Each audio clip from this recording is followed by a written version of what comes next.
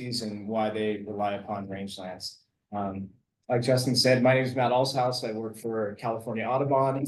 I'm the senior program manager of Audubon's Bobcat Ranch, and formerly the manager for our state conservation ranching program. How many people in here are range ecology majors? So that's RRS. Cool. It's a cool discipline. When I started college at the University of Wyoming, I loved the wide open spaces of the state. I didn't even know what a rangeland was, but I loved them and I wanted to write about them. I wanted to share them with people. So they said, you're a journalism major.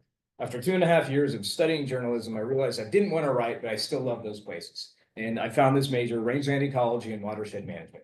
So that's what I went into. Also pursued a vocation in environment and natural resource, which is problems and policy, as well as extra studies in soil science and reclamation, restoration, ecology.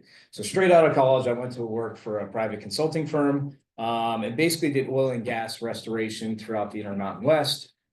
After about 10 years of that, I realized I didn't want to work for the man anymore, and I wanted to pursue conservation. So I went to work for the Peregrine Fund in Central America, researching an endangered falcon species. For that position, they didn't hire me because of my background in ecology, but my background in rock climbing, because no one was dumb enough to rappel off of cliffs and trap these birds.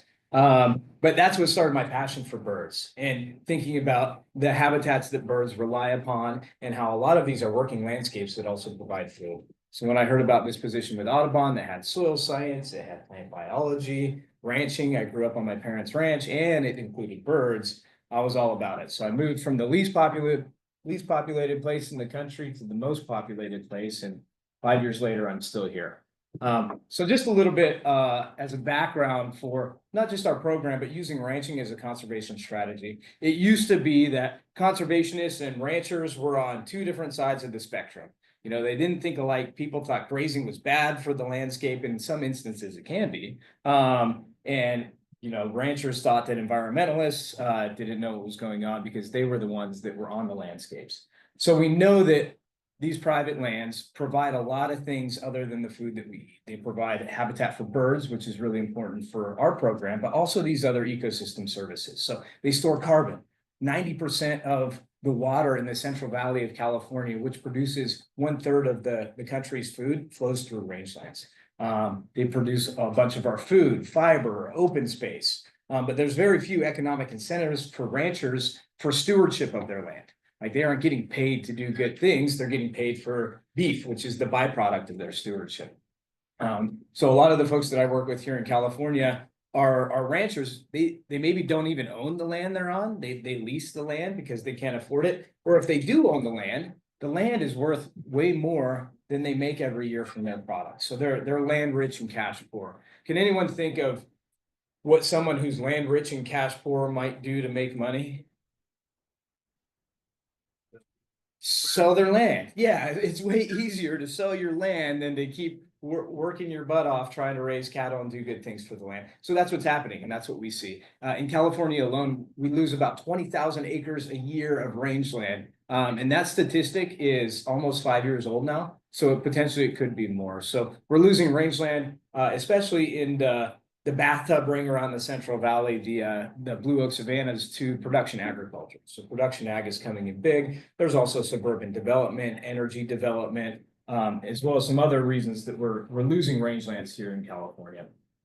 So the California Rangeland Conservation Coalition, back in the early 19-teens, went to ranchers and they gave them a survey and they said, okay, what sort of ecosystem services are you really interested on your ranches? And the number one that came out that almost every rancher was interested in was improving wildlife habitat.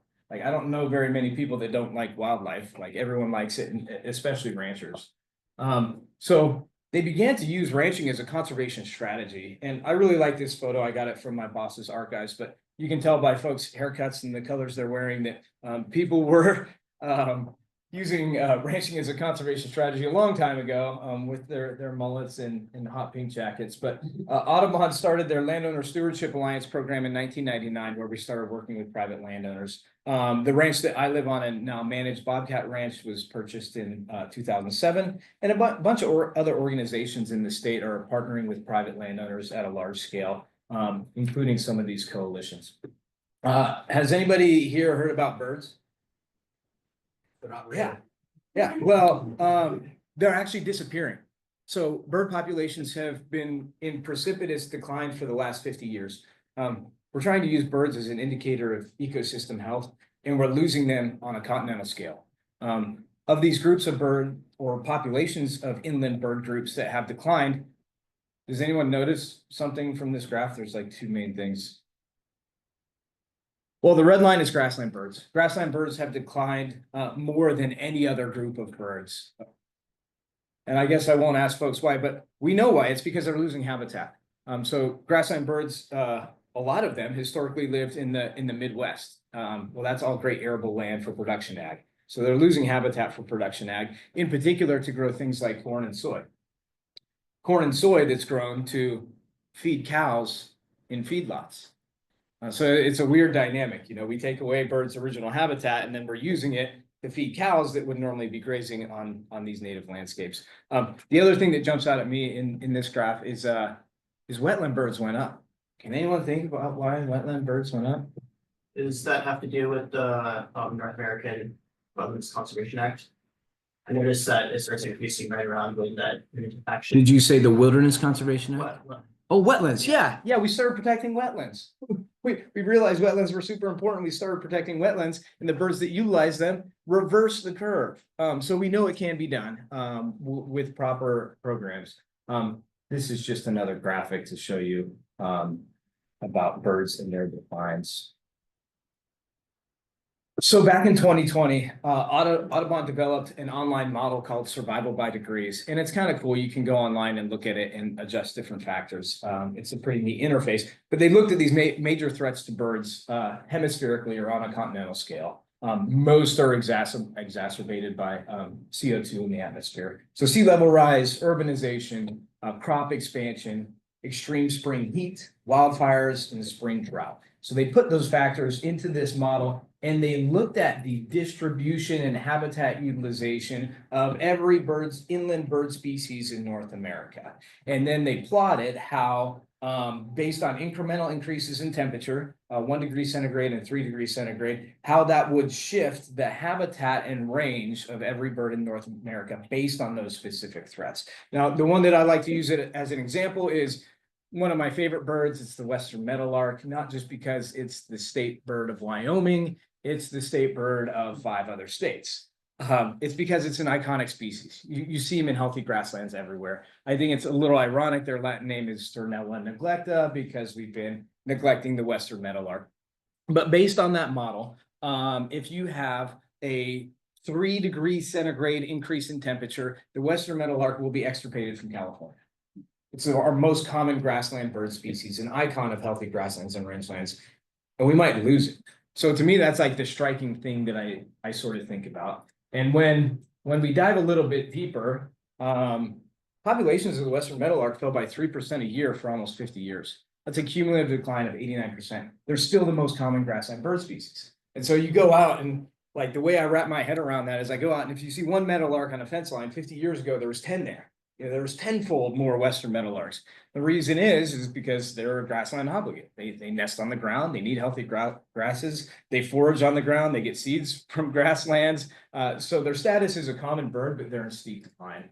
To move it forward just a little bit more, I take into account the California quail. Now, quail don't necessarily live in grasslands. They like to have a little bit more cover, but those are still part of the rangelands of California. And so if you can see here with that temperature increase, the California quail, our state bird, will also lose a bunch of habitat here in the state. And lastly, the acorn woodpecker. I think most people are familiar with these birds just because they're so gregarious and they're easy to identify. A lot of other species rely upon this bird because of the way that they cache their nuts and their secondary cavities for nesting. As you can see, they're going to lose a bunch of their habitat too. So here within the state, I kind of use grasslands and rangelands synonymously, and they're not the same thing. But for this instance, I'll talk about it that way. We know that the major threats to grasslands here in California are potentially land conversion, poor management, definitely invasive species, and overall climate change. So it presents us with this challenge. How do we affect change not just on the landscape, but on rangeland management of these people who privately own and privately manage lands. But creates this opportunity for folks like us or for consumers to pick out products from places that are ecologically and economically doing sustainable management on the landscape. This slide is kind of out of place, and I don't know where to put it in here, but I don't want to move forward in the presentation without talking about fire and resiliency. Audubon's Bobcat Ranch is a 7,000 acre property that we manage. Well, we co-manage for cattle production and for creating habitat. It has the highest return fire interval in the state of California. So I guess 2 years ago, it burned 5 of 10 years, and now it's burned 5 of 12 years. So about 80% of the ranch is burned within the past decade. Gives us an opportunity, though, to assess risk, to manage for fire. We have a partnership with CAL FIRE where we've developed a vegetation management plan, and that management plan is just a plan. But once you have that and it's approved, then it allows you to partner with CAL FIRE for funding projects for fire and fuels mitigation on the property. Also allows us to look at soil carbon and soil carbon flux in perennial versus annual rangelands and the effects of fire on those. So kind of a cool opportunity, but it's something we all need to think about. I've been in California 5 years, and in my first 4 years, I saw the hottest year on record, the driest year on record, the wettest year on record, and the biggest fire year on record. And that's like kind of mind blowing, right? Like all of those things, gigafires, heat, floods, all of this stuff. So we need to think dynamically about how we're managing these landscapes and be adaptable. And the question that we pose is, how do we achieve significant lasting changes at a scale to reverse these bird populations? You know, they're going down. How do we reverse that curve, not just stop it? And that's by connecting our management practices to the livestock market, the globalized industry. A lot of people eat beef. So the number one purpose of the program that Audubon developed was to stabilize grassland bird populations and partner with land stewards. The second one was to create this market-based approach that incentivizes ranchers to do good things. Now, I think most of us know that grasslands and rangelands of North America evolved with grazers. I think it's the neatest thing. I know Justin is really into plants and perennial grasses, but those grasses evolved to be grazed. They evolved with grazers. So we can't just take grazers out of the system, especially in one that's been altered as much as California's with the amount of non-native annual grass that we have. So the plants evolved being grazed periodically, and the wildlife, the birds in particular, also evolved with grazing. They evolved in areas that are grazed. This is just a slide to show sort of the breadth of our program, and it's outdated too. The breadth of our program nationally. It started in the Midwest in the endangered tall grass prairies of Missouri. It then worked its way through the midgrass, the shortgrass, the sagebrush steppe, the Chihuahuan grasslands of Texas, and then out here to California in 2019. This is a map of some of our certified properties here in California, and you see those clusters. When the program started in the Midwest, they said, "Okay, we're gonna certify the land that beef is raised on a ranch, and then they can certify that product." Well, that works great in a place where you're getting 3,000 pounds per acre of feed nonstop all year, but in California, because of our precipitation gradients and the diversity in ecosystems, people need to move their animals around the state. They can't keep their animals in one place at one time. And so a lot of our participants have leases all over the place where they have to be moving their animals, which means Audubon needs to certify those all of the properties that they graze on. So that's kind of what these clusters are here. The key program elements of Audubon's conservation ranching program are a range ecologist partners with an interested rancher to co-develop an HMP or a habitat management plan. Now that habitat management plan looks at the soils on their property, the vegetation cover their property, waterways, riparian areas. We map all of that stuff out. That takes a look at historic management, but then the meat and the bones of the plan is that we co-develop goals and objectives that can meet the needs of their operation, but can also meet the needs of wildlife, bird species, and ecosystem function. So how do we balance those two things? And then we come up with a timeline for how we can implement those through partnering with these folks. So that includes habitat enhancement, grazing infrastructure projects, We do want to be able to see if our recommendations or the work that we're doing on the ground is successful. And so we do we do monitoring. Then there's the marketing connection piece. And that's what conservation organizations don't usually do. Like we're partnering with ranchers and helping them with marketing. And one of the cool things is, I'll get into it a little bit later, but Audubon has 42 different chapters in the state of California. So those are local grassroots 501(c) nonprofits that are local. And some of them have full-time employees. And some of them are just old folks that like to go out and bird. But they're a constituency of conservationists that take advice from Audubon nationally, and they're consumers. So 78% of those people eat beef, and every single one of them surveyed said that they would pay a premium for beef if they knew it came from bird-friendly land. So boom, there we have our consumers. I kind of went off topic here, sorry about that. But our program is based on our protocols. They're broken into 3 categories: habitat management, animal health and welfare, and environmental sustainability. At the end of this talk, I have slides that goes into all the details. You know, there's probably 50+ protocols for each one of these. But I'll just give them an overview. So animal health and welfare is really important and something that we want to emphasize. I don't know too many ranchers that don't want good welfare for their animals. But the way they treat their animals is often learned. And so we require that they provide shelter for their animals, no growth hormones, and just do practices in particular, not allowing them to do confined feeding. And so confined feeding or feedlots, well, not only ties into loss of habitat, but it also ties into the well-being of the animal, pathogens, as well as point source pollution. Environmental sustainability. Now, this is similar to like an organic certification. So we restrict the use of herbicides, pesticides, neonicotinoids, and then require riparian and pollinator habitat protection.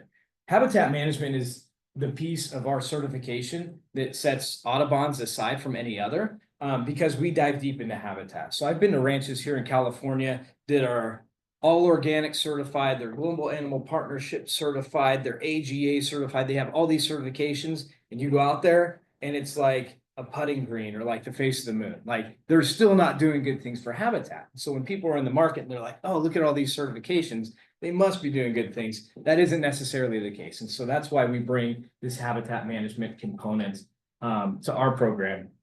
And like I said earlier, it's developed for not only each operator, but each property. And provides target habitat for not just grassland birds, but all birds. So we develop a focal bird species list that can be indicators of different types of ecosystem health on a particular property. But then also dive into restoration, a key piece of this like regenerative movement, people talking about like, oh, cows can actually save the planet is recovery. So thinking about timed grazing, like potentially high intensity, short duration, so that plants have time to recover. In some places that could be a few weeks, some places it could be a few years. And so that's why we think about pasture subdivision and work with an operator to think about the needs of his animals and pair that with the needs of wildlife and habitat on their particular property. This is an example of an outline for Bobcat Ranch's habitat management plan. And we developed those goals and objectives, and the number one goal and objective of Audubon's flagship demonstration ranch for this program is to increase staff capacity and ranch infrastructure. Now that's a weird thing to think about when you think about birds and conservation, but without capacity and without infrastructure, it's almost impossible to do these conservation practices on the ground. And so that was our number one goal for the property, is like, okay, how do we do that first? And then we can work on all the other projects. You'll find that being the same for just about every ranch in California. This is an example of a few of the focal species that I pulled out for Bobcat Ranch. And each one of them has kind of special management considerations, but also represents potentially different habitats and can be indicators of the health of those habitats on the property. I have slides at the end where we can dive in a little deeper on this, but be thinking about focal species and what that means as we move forward in the presentation here. Now we want to be able to verify that this land that we're saying is bird friendly is indeed bird friendly. And so we've hired a third-party auditor called the Food Alliance. And they conduct annual audits for all of our properties where they review the habitat management plans, and then they go out on the ground. And so they use our protocols as the basis for their audits, and then they're the ones that provide the certification letter. After a ranch is certified, I consider that the first step in the program. You do the HMP, go through the process, get them certified, then they can use Audubon's seal on their label or their products or their website or on their fences to promote their products. Ecological monitoring. So originally we partnered with Point Blue Conservation Science here in California and adopted their range monitoring network methodologies to look at soils, vegetation, and birds on our properties. And so it's a pretty cool method. I'm happy to share it with the class, but basically they go out and they stratify property boundaries of a particular property, look at the vegetation components in the soils, and then develop random sampling locations. And those are paired points where they look at soils, vegetation, and birds at one particular location. And so it's kind of neat to see change over time or how vegetation structure affects the birds that use it. For their soil analysis, it's pretty basic. Texture, total organic carbon, bulk density, and water infiltration. So these things, and I don't know how much you guys have dove into this yet, are all either directly or inversely related to one another and to grazing. And so grazing or the mismanagement of grazing can compact soils, which will increase your bulk density, which would decrease your water infiltration. If you get less water infiltrating into the ground, that probably means you have less plant biomass. If you have less roots in the ground, then that probably means you have less carbon. And because carbon holds water, that probably means you have less water holding capacity. And so they're all kind of connected, and I won't dive too deep onto the soils piece. For vegetation, we use the point line intercept methodology to take a look at overall ground cover, plant species diversity, and overall composition of potentially functional groups of plants. And then for bird monitoring, we do point counts. And so this is just a look at how we put this information together over time and can get an idea of shifts for that bird curve.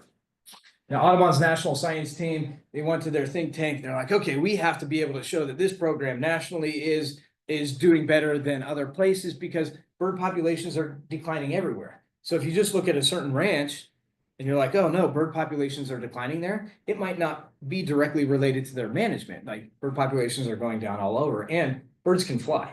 And so, you know, like if a bird doesn't like a spot, it's going to go somewhere else. So we developed this bird friendliness index that takes a look at the abundance, diversity, and resilience from that data that we've collected. And it actually compares it to the same information from ranches that are not a part of Audubon's ACR program. And what some of the initial findings have found, it's a 0 to 1 scale. And so it's always scaled to where the regional average is 0.5. Audubon certified ranches are 0.54. Which is actually a significant increase in abundance of grassland and rangeland bird species. I hope you guys are writing down questions because I'm going to leave time at the end, but I know I'm ripping through this stuff sort of quick. When the program came here, we wanted to have the most bang for our buck when it came to conservation and how we implemented the program in the state. So we worked with our geospatial team to develop a landscape prioritization. And so this prioritization included these 13 different factors that we initially thought were going to be important as part of the program. And it put them into a hierarchy model where it ranks one factor against another factor on a 0 to 1 scale, and then gets rankings from those. We then took the geospatial layers based on those rankings and prioritization. And I don't know why my format got messed up here, but we took each of those factors that we had geospatial data for, and based on their rankings, overlaid them over the state. And I won't ask you guys to remember those 13 factors, but this was the original figure that we got out of that. So like, does this mean anything? I don't know. It's a lot of bright colors. Does anything jump out to anyone? Like anything, just raise your hand or shout it out. Like a lot of suitability in Central Coast Range. Yeah, Central Coast Range. Why do you think that is?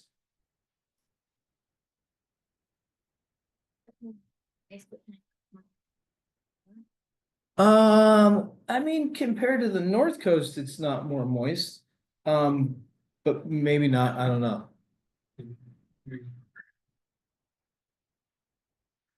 Yeah, bird habitat suitability wasn't a factor on that list, but yeah, I mean, it's definitely suitable for bird habitat. I think there's one other person.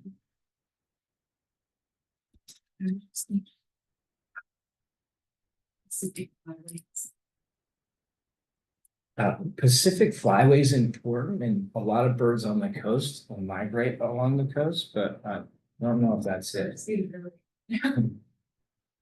I didn't understand what was getting here. Like suitability For the ATR program, like where should we focus geographically to have the biggest? No, I mean, they could be degraded. I think in general, most rangelands have been degraded from 120 years or something. Now that I see these factors, probably distance to grass-fed market and to university agricultural programs was weighted pretty heavily on that. Actually, those were weighted the least heavy. Sorry, I'm leaving you guys on. It's because I should have put the rankings or the weights next to these. That would have made a lot more sense. So the things that we thought were most important in that model were things like climate refugia. So the resistance or resilience of an ecosystem to climate change. Central Coast scored high for that. Wildlife habitat connectivity, that one scored really high for us. Riparian connectivity and statewide biodiversity.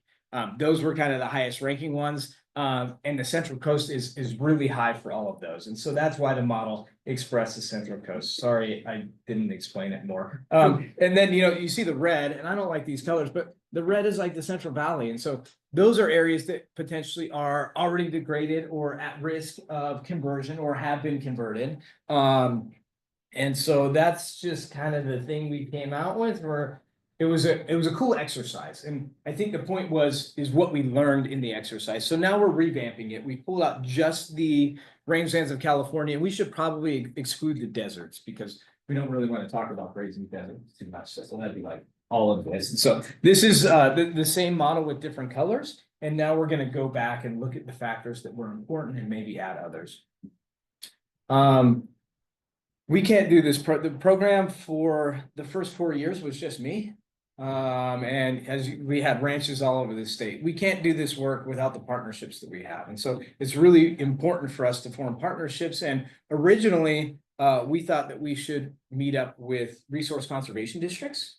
And so these are our local districts that work with their local providers for things like grant funding for infrastructure, restoration, those types of things. So instead of having me go out and talk to a rancher in Modoc County, we'll subcontract the Modoc County to have their RCD do it for us. And so this is just a map of the current counties that we work in and the RCDs that we're currently engaged with, and then RCD regions within the state of California.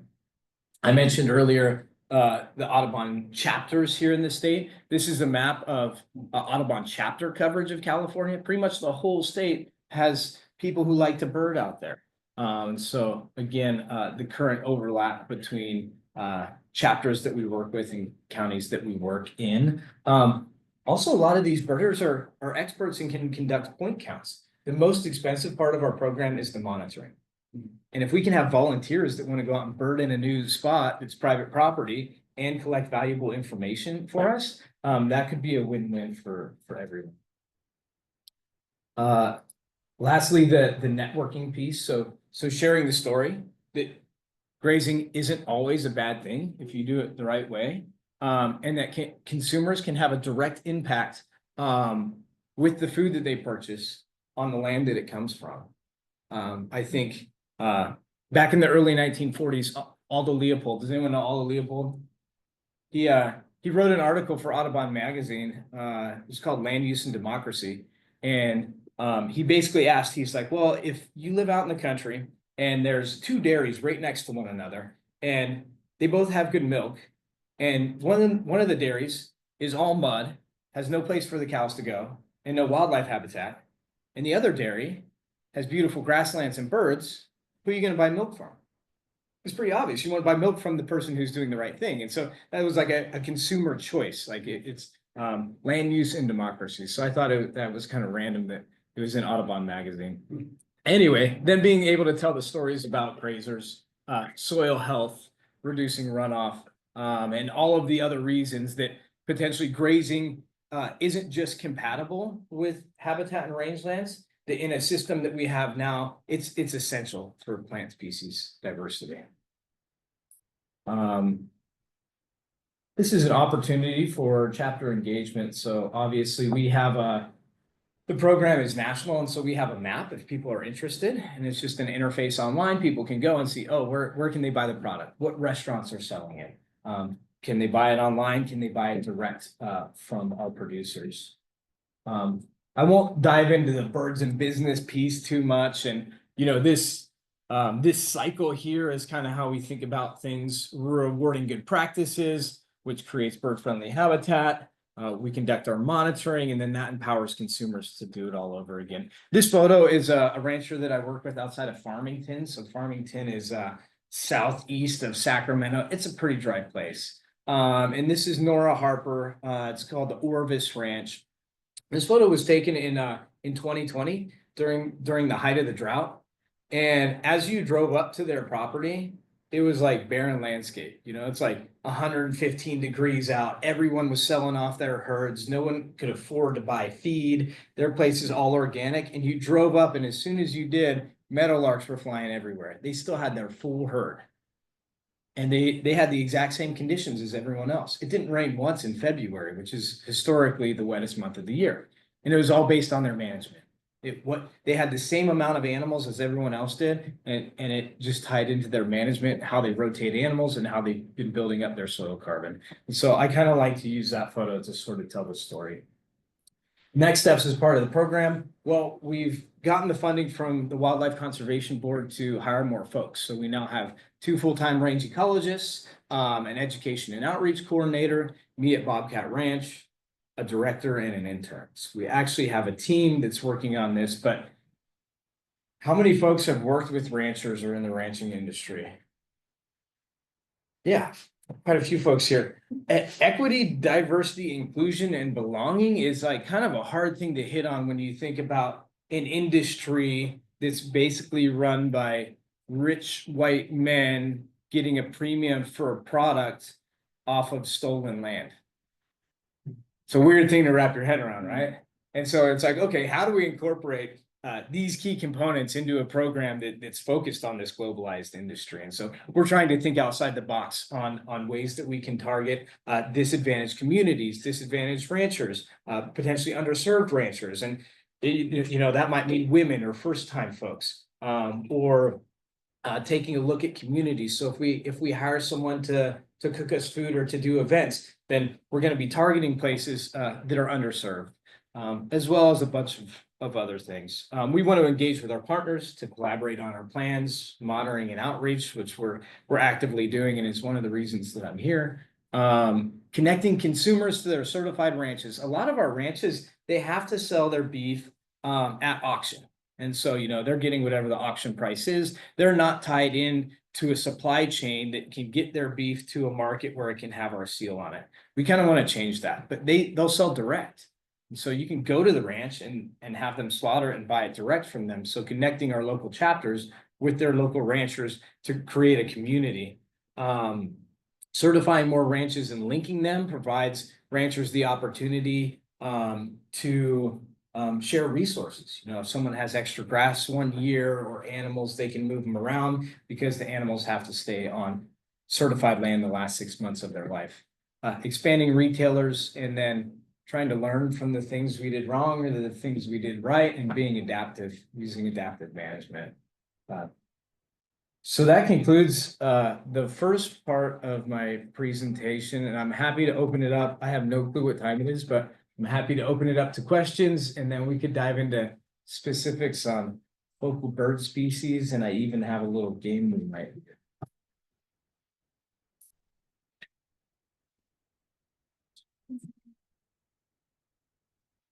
That's a great question. We've been having that debate nationally for about 5 years. And a lot of producers here in California, want that, not right now. So the certification, if the seal is on product, has to go through the USDA.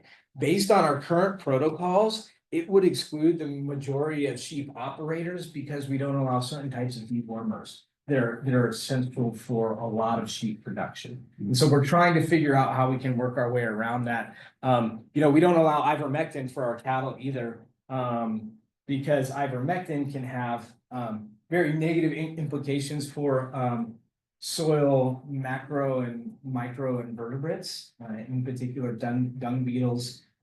Sometimes you can go out to a property and you see dung there that was dropped like 4 or 5 years ago. Like it's just not decomposing, and that's because those animals were treated with ivermectin. So that's a great question. We'd like to think other organizations are reaching out to us, like Timberland or like IKEA, like they want certified leather products.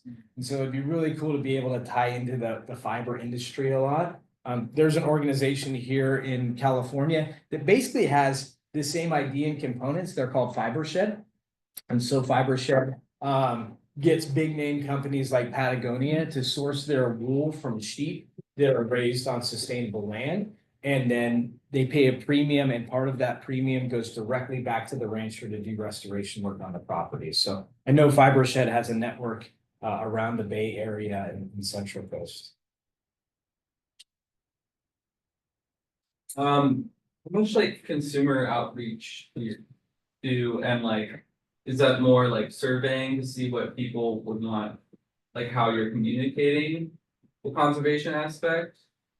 Because you mentioned like surveying Audubon members, I feel like that's a pretty skewed group of people who would say they would pay a premium for conservation, right? Yes. Yes, it is. Audubon members is a skewed group, but if you think about Audubon members nationally, there's over 3 million, and it's bipartisan. It's like this weird thing, like birders don't care about politics or government. And so I don't think it's that skewed. But we knew that originally that was our audience base. And we, meaning Audubon, thought that ranchers would come to us specifically because that marketing thing. We're like, okay, they want the seal on their product. They want us to help them with marketing. They want to get their beef on shelves. Here in California, after 5 years, we surveyed all of our ranchers, and that was the least most important thing for all of them. There's still a lot of them that are certified are still not even putting the label on their beef when they could be.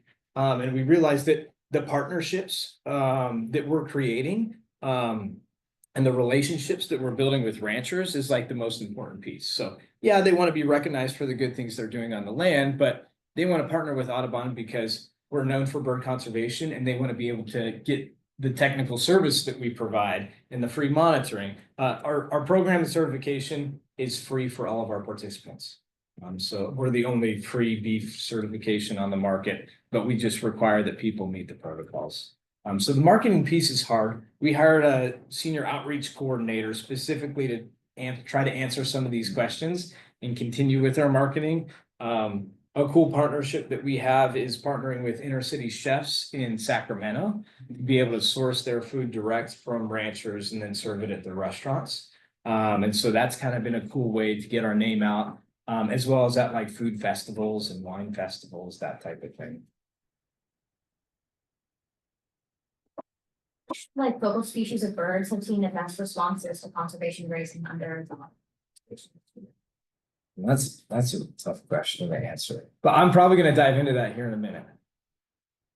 Grassland birds. I have a question. We might touch on this a little bit, but I'm curious what the overlap is with the ACR certification and and a grass-fed label. And also, I know you mentioned that the certification that you guys do doesn't allow for feedlots. So I'm curious how that ties in with cattle operations that are cow-calf operations. And if you still are able to work with ranchers to have that type of production. First question was how our certification overlaps with a grass fed. Yeah, would it include grass fed since it's not, working with ranches that supply or? It would, no so, so- yeah, so it would, we took a look at our certification and every other beef cert there is. And looked at every category for each of them and like what boxes are checked, you know? A grass-fed certification doesn't really mean anything, because basically all cows are grass-fed. It has to be grass finished. So that's the big thing, grass-fed, grass finished, because all cows usually start in a cow-calf operation as a stocker, they eat grass most of their life, and then they go get finished. And so those cows are grass-fed, but then they're grain finished. So grass-fed, grass finished is the certification, and that's with AGA, which is a greener world. Originally, our program was only grass-fed, grass finished, but that precluded any of our operators from using any grain byproducts as supplements, in particular in the Midwest, where some of those operations need to move their cattle into, say, a fallowed cornfield. And if those animals eat a cob that they find on the ground, then they wouldn't be able to receive that grass-fed, grass-finished certification. So we moved ours from specifically saying you have to be grass-fed, grass-finished. Now, the cert is for the product, right? Like we're really focused on people doing good things on the ground. The benefit of the certification in the market is having that seal on the beef. So someone could be doing all the things that we want them to be doing and still not using the seal, or still selling their animals at auction and they end up getting finished at a feedlot somewhere. Like that's not the endpoint that we want, but as long as they're doing the good things for habitat on the ground on our certified properties. In California, we're having landowners that don't even own their cattle, or land trusts, or conservancies reach out to us and want to get certified. Well, they have leasees bringing animals on and off of their properties, but they want the land certified. So they're not receiving any benefit from the market piece, but they want to be able to use our protocols. So their leasees have to follow that as sort of a framework for how they want to manage their property. I don't know who's the next, but. Well, I was wondering if you could speak more about while developing those habitat management plans, how like historic grazing or disturbance regimes are defined, and like what are some of the methods that you use to figure out how to develop a grazing plan or a fire plan for the areas. So we develop habitat management plans, and they have these different components. Grazing is a special component of the habitat management plan, especially because that's our number one mechanism to manage the landscape. But these aren't grazing plans. And so when grazing plans are developed for NRCS, it takes into account your forage availability on a seasonal basis, your stocking rate. So forage availability will be based on your soil series, ecological site descriptions. Then you can figure out how many animals you have in stocking rate. So basically it tells you how much grass you have, or like what's the minimum amount of forage you're going to have. And then think about how you subdivide those. So we still include those components are included in the grazing piece of our habitat management plans. But not as intensely as they would be in like an NRCS grazing plan. Does that answer your question? I think you were speaking on like defining historic disturbance regimes a little bit before you started on habitat management plans. I was wondering if did I say something about historic disturbance regimes? Yeah, it was around like fire and grazing. Oh, okay. Well, yeah, that's a tough question. Like, on Bobcat Ranch, at least, you can tell that the place had been overgrazed for a very long time. And, I think that is like part of the genesis and morphology of landscapes in California is, in the 1800s, when all of the livestock were being brought in, that's also when invasive grass species came in. And so you saw a change in state, and we went over this threshold where we lost a bunch of soil, all these invasive species came in, potentially return fire intervals increased in the areas that have non-native annual grasses that are adapted to burn all the time. So we kind of went over this threshold. And so I don't know if we're referring to historic grazing regime, like when natural ungulates were here. Everyone likes to talk about bison, the big, beautiful megafauna, and they do it a lot for our program in the Midwest. They're like, well, the bison herds came through here, the cattle are doing the same thing as bison. Kind of, not really. They graze the same. But you know, bison herds would be massive and they would come through an area and potentially not go back to that area for a while. So it created a mosaic on the landscape. That's something that we're looking for, is increasing plant species biodiversity and creating a mosaic, because there's no silver bullet for birds. Like one bird doesn't like the same type of grassland habitat as another bird. And so if I said we saw the most increases in horned lark, well, horned lark prefer bare ground. It's a grassland bird, but maybe we're not managing for the right thing. And so it's good to think about the history of a property or the history of an operator on a particular property. In California, I'm friends with a paleontologist. When was the last bison here? So it's like, dude, you got to tell me. We're telling people bison grazes. Bison were extirpated from California thousands of years ago. We can't really talk about bison here. I mean, we have elk that in some instances are grazers or browsers, or a little bit of both. But we kind of have to talk about the program differently here, especially on landscapes that have been managed by anthropogenic fire and co-evolved with anthropogenic fire for a very long time, and in the past 100 years have had a lack thereof. And so it's a wild and dynamic and diverse landscape out there. But that's why we dive in to specifics on each property for an HMP. I hope that answered your question or kind of alluded to it. I just wanted to ask, like, how do you guys go about managing violations in your protocol? We don't. That's why we hire the third-party contractor, the Food Alliance. And so Audubon is not the one certifying the ranchers that we work with. You know, it's our program, they use our protocols, but we don't want there to be any conflict of interest. You know, and so the Food Alliance is the one doing that. If someone does have a violation, they receive a notification.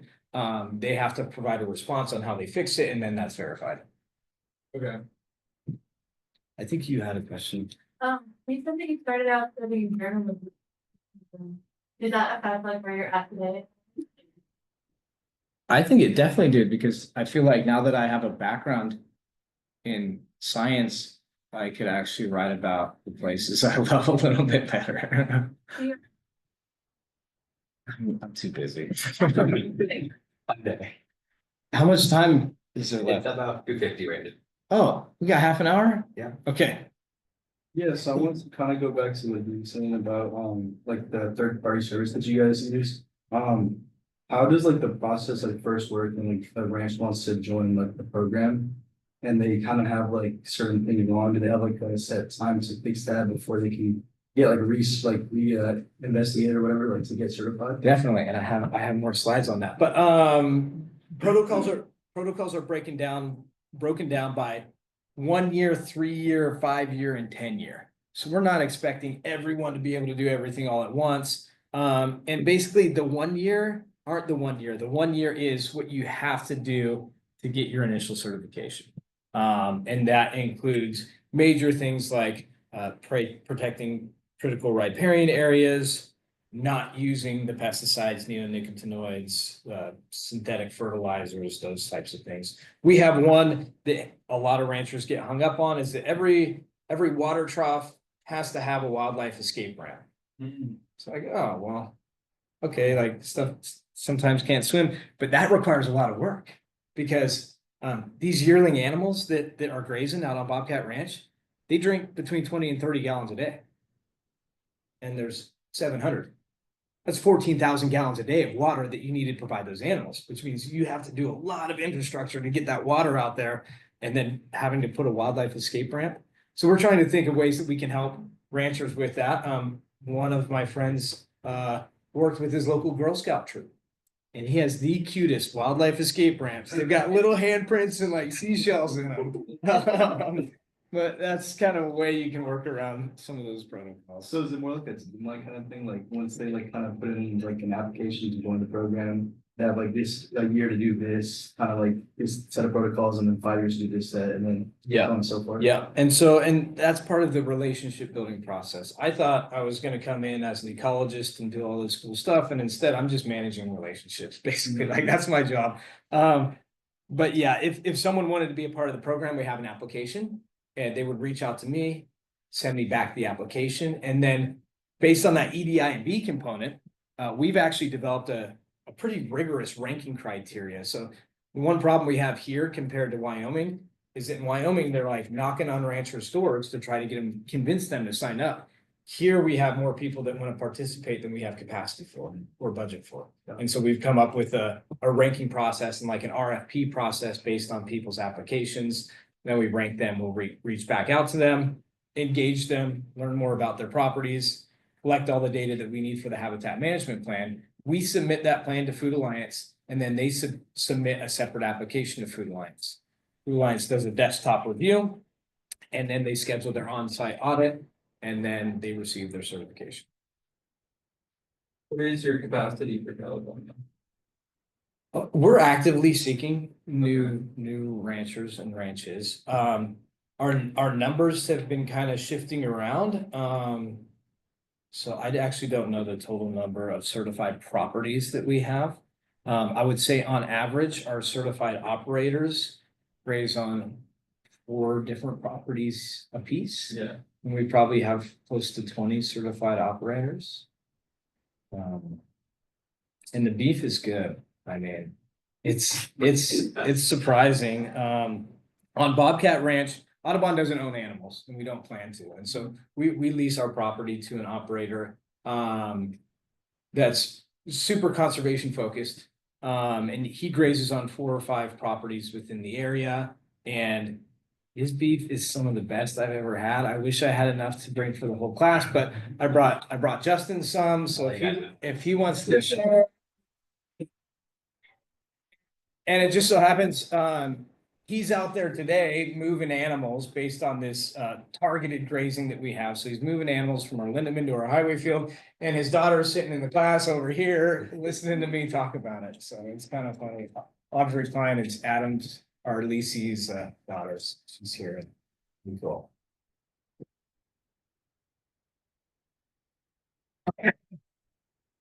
I will have a restoration internship position opening up this fall.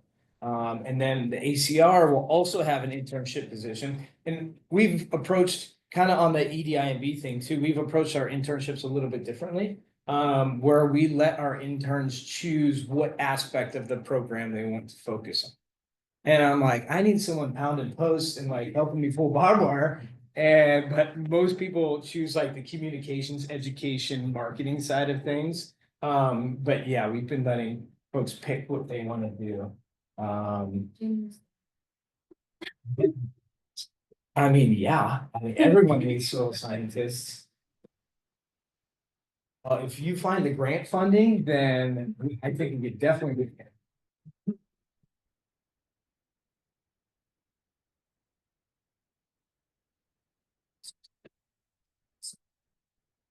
Sorry, the process of what? Sure. Yeah, so when the question was, is if I could walk through the process of when a producer sells direct to a consumer. It depends on a lot of things. And so oftentimes, there are bottlenecks in the supply chain that limit people from selling at a retailer, and so they sell direct. It's easier to sell direct. We require that if a producer uses our seal on their label, that they have to slaughter and butcher in a USDA or a state inspected slaughterhouse. Now that's usually the bottleneck is slaughter and butcher, especially post-pandemic. And so figuring out where the animal is going to get slaughtered or killed and prepped for butchering and then butchered is a big piece that ties into how people source direct. Now there are mobile slaughter units that will come to a ranch, slaughter there, butcher it there, find cold storage, and then sell it to someone. Usually the process, if a consumer wants to buy direct, requires them to purchase a certain amount. And the smallest amount I've ever usually seen is a quarter of a beef. And so it's a quarter of a whole animal all cut up. That takes up about 7 cubic feet of freezer space. And you end up getting about 250 pounds of meat. Sorry, that's not, no. You end up getting around 120 pounds of meat. 7 cubic feet of freezer space. And it will cost you $1,500. So for a lot of people, sourcing direct isn't an option. You know, it's like, I'm not gonna spend $1,500 on beef, even though throughout the year, it makes sense. The freezer space is a limiting factor for a lot of folks. So one thing that we've tried to do is, okay, we'll connect with our Audubon chapters or different groups and show them a cut sheet or like what pound of what cut that you get off of an animal. And then have different people sign up to all go in on, or to go in on a half beef. And that way it can be split up a little more evenly. It's really hard for a producer. Well, I don't know anyone that does it where you can source steaks direct from them. If you're like, oh, I want a tenderloin, or I want a medallion, like you only get 3 pounds of that steak off each animal. So then there's all this byproduct and like all this other stuff that you have no place to sell it. That's why for a lot of producers, it's easier to sell at auction. Or if you have someone who's tied into a market, it's easier to sell to them. We're trying to build our program up to where we can create a premium to where folks can either get a premium at auction, or we can connect them with someone that wants to finish and put their animal into the market. I don't know if that helps at all. Maybe we could go on to the next section, then we can take the rest of the questions after. Sure, that sounds good. Yeah, thanks for coming in. Thanks, man. Oh, my formatting got messed up, you guys. Okay, this one's a little bit clunky, but I just want to talk a little bit about rangeland habitats and birds. Audubon's focus has been grassland birds, grassland birds. We brought the program here and we don't just have the national protocols, but we've developed specific eco-regional protocols for the EPA's Tier 3, Tier 4 ecoregions of California, because the things that we're going to require and recommend, in a sagebrush steppe in Modoc County are going to be completely different than the Santa Cruz Range. So we developed eco-regional protocols based off of some of these core rangeland habitats. And so we kind of broken it into grasslands, chaparral, oak savanna, and woodlands, and riparian. Most of you are probably familiar with these. I'll just give a really broad overview. Majority of grasslands out here are dominated by non-native annual grasses, with the potential for patches of native perennial grass and wildflowers. I recently heard or learned at the Hopland Research Station that to be considered a native perennial grassland in California, you only need 10% or more cover of native annual grass. To me, that's kind of interesting, but there's not many places that there's even that much native grass left to where it would qualify as that. And it's pretty patchy. In a lot of these systems, you still see a lot of native annual wildflowers. And of course, these provide these types of foraging and food and nesting habitats for birds. Oak savannas, Blue Valley live oaks, oak regeneration is something super important, and I don't know if you guys are familiar with.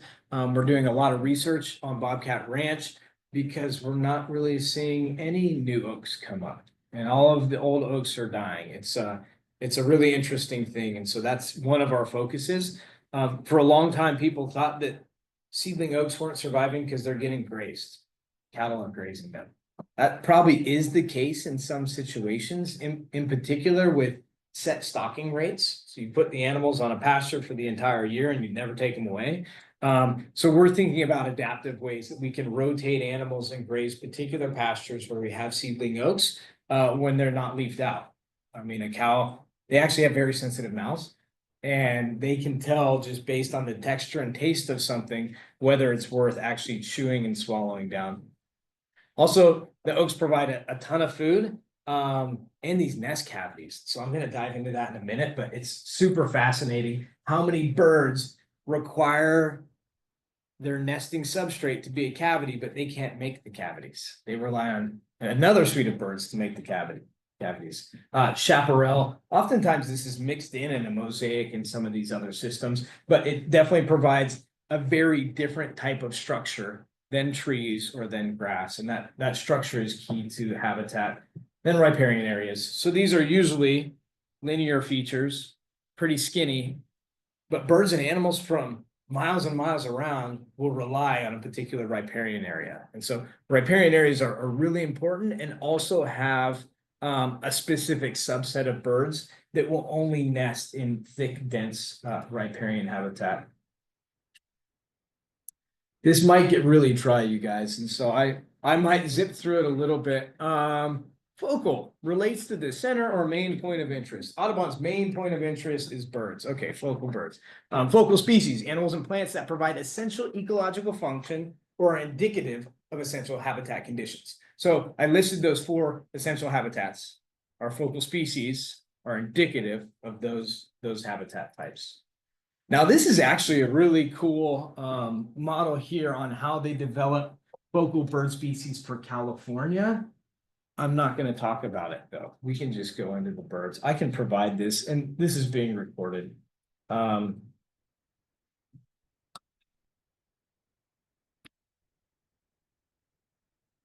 You know, sometimes it's really hard. Like range ecology, a lot of people say is an art and not a science because there are so many different factors going on at once. It's really hard to tell what's going on a landscape. So it creates this relatively complex task of how do we protect this biological diversity in an area that's so diverse, whether that's for a particular species or a subset of species that can have more good for the whole area, kind of using them as an umbrella to protect everything there. So these species lists will identify habitats and the species that are important to those habitats and attributes based on our conservation needs. And so if you take a step back, you kind of need to look at your goals first. What's our goal for this ecosystem? Okay, what are the important factors? Okay, what are the birds that utilize those habitat factors? Okay, we'll make it our goal to protect those bird species. Suites of species have been chosen whose requirements define different spatial attributes, habitat characteristics, management regimes, or are representative of a healthy system. This is going to be the fun part, you guys. So I've listed kind of the 5 different classes of focal species. And I have photos here. I'll tell you what these birds are. You guys can just shout them out. Does anyone know? Top left corner. California quail. Okay, next one. California scrub jay. How about this cute little brown bird on it? Alongside of like Close. maybe. No. No, the willow flycat, the Phoebe thing threw me out. Oh, willow flycatcher, willow flycatcher, right there. And then we all know this one, the partying, sternella, neglector, western miller. This one, golden eagle, cool. Okay, everyone knows the birds: California quail, California scrub jay, willow flycatcher, western meadowlark, golden eagle. Now, I know there's a lot of participants out there that have raised their hand, but there may be a prize or two associated with guessing which bird fits in each of these categories. So I'll start with flagship species. Species that attracts the attention of the public and generates popular support for conservation of their ecosystem. Golden eagles. Sorry. I mean, potentially, maybe. Okay, I'm gonna go on to the next. I'm gonna go on to the next one, and then we just know that golden eagle isn't the flagship for this scenario. Keystone species. I use keystone species all the time. For a long time, I didn't even really know what it meant. I just think about like it's on the bottom, you put stones on top. If it's not there, stuff falls down. But keystone species is a species whose presence is especially crucial in maintaining the organization and diversity of their ecological communities. This species is important and crucial in maintaining the organization and diversity of their ecological communities. Scrub jay. The scrub jay. Why? Do you think in the side of things. They do not do that. That's okay, because you guessed the bird right. They plant acorns, they plant oats. A lot of times acorns can't germinate unless there's a certain amount in the soil and they have food caches. So they plant oats. Without scrub jays, we probably wouldn't have oat trees. You eat beef? I do. Well, I brought some jerky. You want original teriyaki or jalapeno? Okay, this is Riley's jerky. You guys. I don't know if you guys have ever seen Riley's. I'm a huge jerky critic. I try every jerky I can. Most of them are trash because they have like corn syrup in them and sugar. Riley's is really good. They burn down in the Dixon fire. And one of our producers sources locally to them. They border right next to them. They're a really cool local joint. They're not ACR certified yet, but some ACR certified beef makes its way to them. So there is some ACR beef that's making its way to them. And that's something that we want to do. Let's partner with a jerky, get all of their producers certified so they can put the seal on the package. So it's pretty dry, but I like it that way. Okay, next one. Special status species. Species that have been given special status as endangered, threatened, or of special concern by local or national governments. Anybody know special status species? Okay, we're gonna go on to the next one. Indicator. Indicator species, organisms whose characteristics are used as an index of attributes too difficult, inconvenient, or expensive to measure for other species or environmental conditions of interest. Western meadowlark, yeah, indicator species, yeah, western meadowlark. Do you eat beef? You want teriyaki or regular?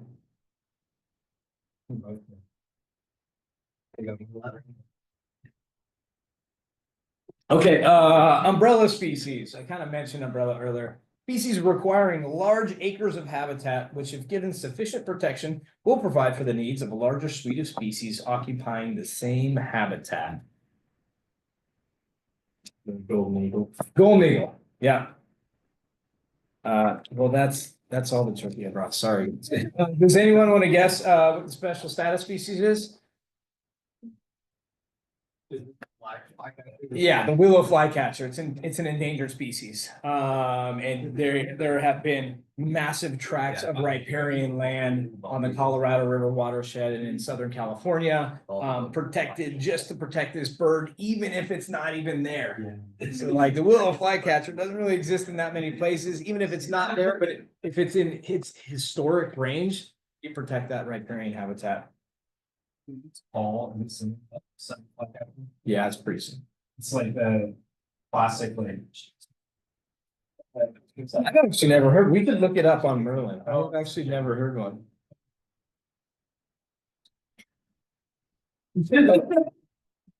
Did we miss one or was that all of them? You didn't do flagship, but Yeah. there's one left. Flagship is the California club. So Point Blue Conservation Science and NRCS has come out with these really cool sort of guides to focal species of those habitat types. And it's super like user friendly. You can take a look at this for tips for a healthy habitat for each of these birds. This kind of ties into your question earlier about what species have we really seen recovery on. Grasshopper sparrow is definitely one that with our prescribed and rotational grazing in particular areas on particular ranches, we have seen increase in that particular bird species. So yeah, these are cool. I won't go through every bird. Here are some more of the focal species that were chosen by Point Blue and NRCS. So each ranch and each habitat management plan that we develop has a separate list of focal species. So some of them will be the same, and sometimes they won't even be on these lists. Like, you know, we have folks that have, say, big sloughs on the upper Pitt River on their property.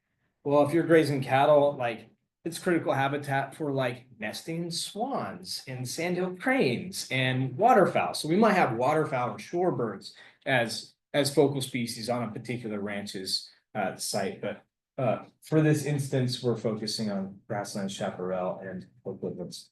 So these are kind of cool. I'll get into that whole cavity nesting thing. So does anybody know when point counts are normally conducted? What time of year are bird point counts conducted? breeding season, Breeding season, yeah, right, why? you singing? They're singing. They don't move as much. Yeah, they don't move as much.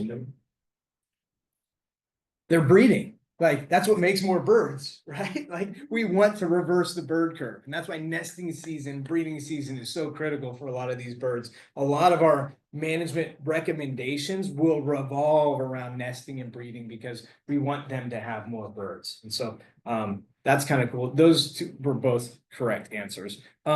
But the weird thing is, a lot of these birds that we're managing for are secondary cavity nesters. So they nest in cavities made by woodpeckers mainly. So acorn woodpeckers, Nuttall's woodpeckers, northern flickers, all of those birds make holes in trees that species like oak titmouse, white-breasted nuthatch, American kestrel, western screech owl, all of these other species rely upon the holes that those woodpeckers make, which is why it's so important to protect those oak habitats. And then for riparian areas, most of these species prefer relatively dense, thick willow environments. How are we doing on time, Justin? We got 8 minutes left. Did you say 8? When is breeding season? They say in California, it's April 15 through July 15, but there's a lot of variability in there based on latitude, elevation, and all of those other sort of abiotic factors. That's generally understood as breeding season. And so if there's a particular protection for breeding birds, it's usually April 15 and July 15. So we know that these habitat types provide these things: food, water, shelter, and nesting. And so this is just kind of an overview of what birds use what when. So good grassland habitat needs a mosaic of different type of grasses. Usually you always want some type of thick or tall grass for certain species. And so here we have the grasshopper and lark sparrow using the grasslands, the western kingbird, and western bluebird, which forage for insects above the grasslands, and the red-tailed hawk, which is foraging for ground squirrels and grasslands. Now you go to that same landscape, and you have this chaparral or shrub cover. So the western scrub jay and the California quail need that cover to nest in, and the red-tailed hawk still forages there. Okay, same landscape. Now we have oaks. It's weird because you'll see all these dead oaks and people are like, why don't you chop that down? That's a fire risk or something. Snags are very important for acorn granaries, for birds, for insects, for perching, for nesting. And so we want to leave those trees up. But yeah, here, good oak habitat, you have the scrub jay planting the acorns, the primary cavity nesters, the acorn woodpeckers taking the acorns, using granaries, making the nest, the secondary cavity nesters like the kestrel and the bluebird using those sites, the lark sparrow foraging under the oak trees, and then the western kingbird and the red-tailed hawk nesting in the oak trees and oak stacks. Same with riparian habitat. You can see here, pretty much every bird is going to use it. To go into all of this, but this is like the basic thing when you go out to a site or a ranch. It's like, think about the things that we're doing or the things that we do that hurt rangelands. Like, how can we diminish bird habitat on a rangeland? Using synthetic herbicides and pesticides. Bare ground is usually not a good habitat indicator. Can be in certain situations, but we want to avoid bare ground. Does anybody know why? Erosion. Yeah, erosion. That's probably the number one reason. Removing snags. We don't want snags. Channelizing riparian habitat, which is caused by erosion, which is caused by bare ground, or cutting down oak trees. So those are bad things that we can do. Oh, also lead bullets. I'd be happy to dive into that one. So how can we improve bird habitat? We leave an herbaceous layer on the ground through prescribed grazing. We leave snags up. We put in check dams or plantings or prescribed grazing or the lack thereof in riparian areas. We try to promote oak regeneration through targeted grazing or actually protecting those oaks. Okay, finally, prescribed grazing for bird habitat. So we know what not to do, we know the things that we can do for birds. What are the things that we can do with grazing for bird habitat? Is encourage perennial grass through timed grazing. So if you do have pastures that have active perennial grass, think about how you can reduce the cover of those non-native annuals at the right time of year, which will help the perennials out. Manage invasive species, same thing, timed grazing, and then protecting ground nesting birds. So that April 15 to July 15, if you know you have a pair of grasshopper sparrows nesting in a particular pasture, maybe don't bring 700 animals in at the same time that you know they're nesting. Oak regeneration, timed grazing to reduce browsing of seedlings, and then riparian plant grazing, and active enhancement with enclosures. And the main thing with that for me is you can't just like take it away. You need to get off source water offsite or from somewhere else. So anytime we exclude a riparian area, we do a water development project outside the riparian habitat to bring animals through. So that kind of concludes it. Rangelands are critical habitats.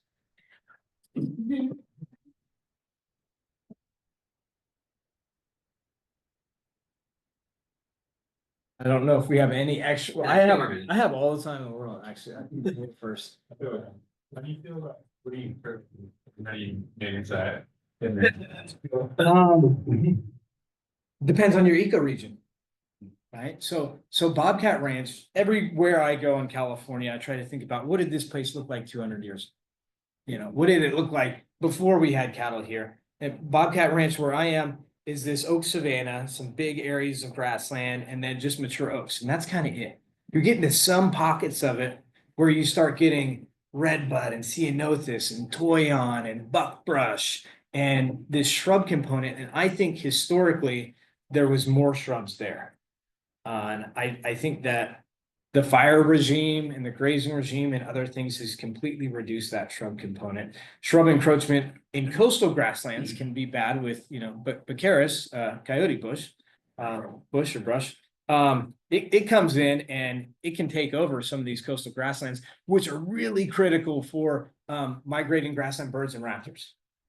In the Midwest, it's completely different with Juniperus virginiana, eastern red cedar. So they have red cedars coming in and taking over grasslands, and they have active programs for like cutting down trees, which seems crazy. In sagebrush steppe, same is true with one seed and Rocky Mountain juniper coming in, or in some of your areas out here like south facing slopes with Doug fir coming in. Like it can be bad, but in areas like Bobcat Ranch, I would want to see more shrubs. So it depends on the ecoregion. Great, well, maybe let's just stop it there, and then if anyone has any questions for you, they can ask you right now after class. Sure, yeah, that's great. Great. Thanks, everyone. Yeah, that was really great. Thank you.